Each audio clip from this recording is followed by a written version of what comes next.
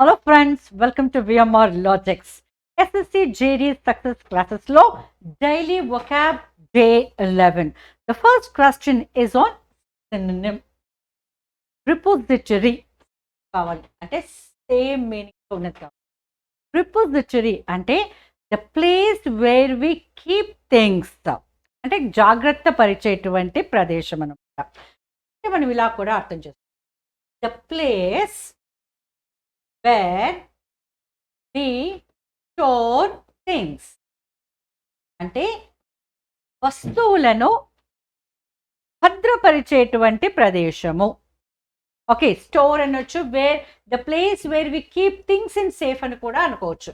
Wear we keep things in safe, okay, జాగ్రత్తగా పెట్టేటువంటి ప్రదేశము. మరి ఇప్పుడు జాగ్రత్తగా పెట్టేటువంటి ప్రదేశం ఏంటి తెలిసిపోయింది కదా. సో స్టోర్ అని కూడా అనుకోవచ్చు, జాగ్రత్తగా అనుకోవచ్చు, ఎక్కడ వస్తువులు పెట్టేటువంటి ప్రదేశం అనొచ్చు, జాగ్రత్తగా పెట్టేటువంటి ప్రదేశం అనొచ్చు, ఏదైనా అనొచ్చు. సో దానికి సమానమైనటువంటి మీనింగ్తో ఇక్కడ ఎక్కడే ఉందండి, లాకర్. ఏంటా వర్డ్, లాకర్. కాబట్టి మన ఆన్సర్ ఈజ్ లాకర్. మరి మిగిలిన వర్డ్స్కి మీనింగ్ ఏంటి? పోస్ట్. పోస్ట్ని మనం ఒకవేళ ప్రిఫిక్స్గా వాడుకున్నాం అనుకోండి, తరువాత అని అర్థం వస్తుంది. తరువాత, for example post lunch session, post meeting efforts ఇలా ఉంటాం. అలాగే నెక్స్ట్ ఇంకొక మీనింగ్లో ఎలా చేస్తాము, మెయిల్. సో పోస్ట్ అంటే మరొక మీనింగ్ ఎలా అర్థం చేస్తాము, మెయిల్ అంటే పంపించడం, ఉత్తరము అలాంటి అనమాట. నెక్స్ట్ థ్రాంగ్. థ్రాంగ్ అంటే గ్రూప్. థ్రాంగ్ అంటే గ్రూప్, క్రౌడ్ ఇలా అర్థం చేసుకో. పీక్ అంటే టాప్ మోస్ట్ పాయింట్ అనమాట. Top most point. శిఖరము అంటాం కదండి, శిఖరము, శిఖరాగ్రము, అగ్రము పైన అనమాట. ఇప్పుడు ఇలా ఒకటి ఉందనుకోండి, ఈ ప్లేస్ ఉంది కదా, దీన్ని ఏమంటాము, పీక్ అంటాము. ఏమంటాము, పీక్ అంటాం. అర్థమైంది కదా. వెల్, నా క్వశ్చన్ నెంబర్ 2, యాంటోనిమ్, వ్యతిరేక పదము. affluent. affluent అంటే ఏంటి, రిచ్, వెల్దీ. రిచ్, వెల్దీ అంటే ధనవంతులు, ధనవంతులు లేదా డబ్బున్న వాళ్ళు, సంపన్నులు. ఈ మీనింగ్తో మనకు affluent అని వస్తుంది. కాబట్టి దీనికి సినోనిమ్ కావాలంటే రిచ్, సినోనిమ్ కావాలంటే రిచ్, కానీ కావాల్సింది ఏంటి, యాంటోనిమ్. కాబట్టి rich is not our answer, prosperous is not our answer. Because prosperous అంటే కూడా మీనింగ్ ఏంటండి, ప్రాస్పరస్ అంటే కూడా మీనింగ్ ఈజ్ రిచ్. ఓకే, సంపన్నమైన, శ్రేయస్సు కలిగిన, అభివృద్ధి చెందిన, ఇలాంటి మీనింగ్లో ప్రాస్పరస్ అంటాం. మరి ప్రాస్పరస్ అన్నా రిచ్ అన్నా ఈ రెండు పదాలు affluentకి ఏంటి, సినోనిమ్స్. కానీ మనకు కావాల్సింది యాంటోనిమ్. మరి ధనవంతులకి ఆపోజిట్లో ఎవరుంటారు, పేదవారు, పువర్. కాబట్టి what is our answer, poor. The answer option is C అన్నమాట. యుఎన్సి అంటే తెలుసు కదండి, ఎలా ఆగకుండా వెళ్ళటం అన్నమాట. బ్యాడ్, ఇన్సేన్, ఇవి రెండు కూడా ఏంటి, సినోనిమ్. ఈ పేరు ఏంటనమాట, సినోనిమ్స్. మ్యాడ్ అంటే పిచ్చివాడు, ఇన్సేన్ అంటే కూడా పిచ్చివాడే. ఇన్సేన్ అంటే కూడా అర్థం ఏంటి, పిచ్చివాడు. మ్యాడ్ అంటే అర్థం ఏంటి, పిచ్చివాడు. అంటే ఇప్పుడు మనకు ఇచ్చినటువంటి పేరేంటి, సినోనిమ్ పేర్. ఇప్పుడు స్లిమ్. స్లిమ్ అంటే అర్థం ఏంటి, సన్నగా ఉండటము, సన్నగా ఉండటము, సన్నగా ఉండటం. మరి ఇప్పుడు మనకు దీనికి సినోనిమే కావాలి కదా, సన్నగా ఉండటమే కావాలి కదా. మరి ఇచ్చిన ఆప్షన్స్లో సన్నగా ఉండటము ఎక్కడ ఉందో చూద్దాం. ఫ్యాట్, స్లిమ్కి ఆపోజిట్ ఫ్యాట్ అవుతుంది. ఒబేస్ అంటే కూడా లావుగా ఉండటం కదా, కాబట్టి స్లిమ్కి ఆపోజిట్ అంటే ఒబేస్ అవుతుంది. కాబట్టి మనకు కావాల్సింది సినోనిమ్ పేర్, కాబట్టి thin. Thin. So what is the correct option, 10. 10. Okay, beauty అంటే అందంగా ఉండటం. సో ఇవేవి మన ఆప్షన్స్ కావన్నమాట. ఈ ఆన్సర్ ఏం కావాలి మనకు, థిన్ కావాలి. All right.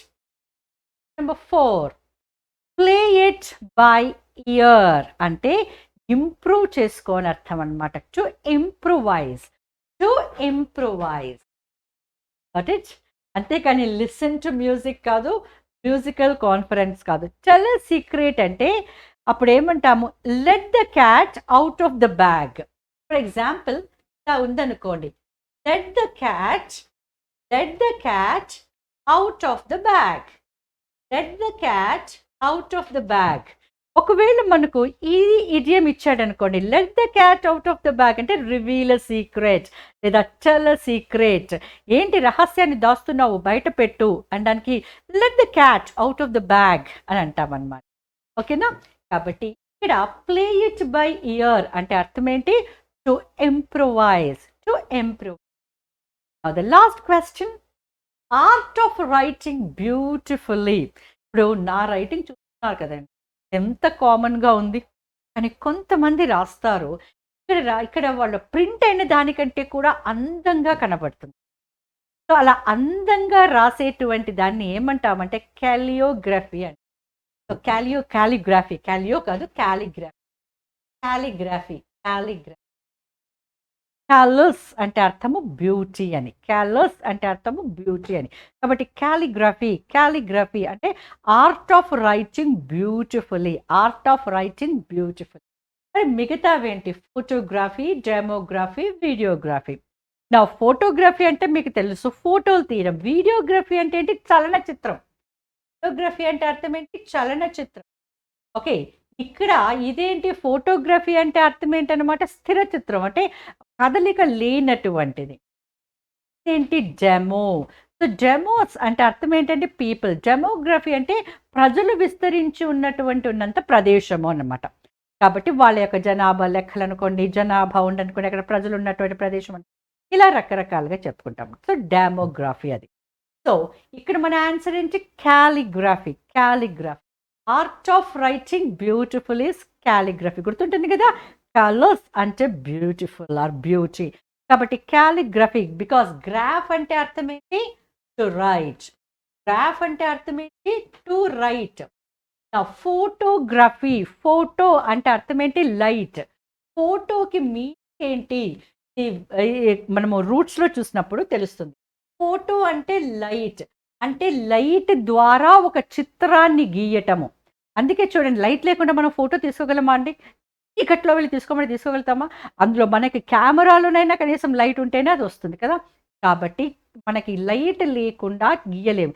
So లైట్తో గీయబడేది, negative film మీద లైట్తో గీయబడేటువంటిది ఫోటోగ్రఫీ అనమాట. వీడియో అంటే చలనచిత్రం. కాబట్టి వీడియోగ్రఫీ అంటే నడుస్తున్న వాటిని, చలిస్తున్నటువంటి వాటిని తీయటం అనమాట, రాయటం అనమాట. కాబట్టి ఇది answer. All right. So now our answer is calligraphy. Now here we complete day 11 vocab. మళ్ళీ మనము day 12 కలుసుకుందాం. Take care of yourselves. Be with more logics for yes, sure success. Bye bye.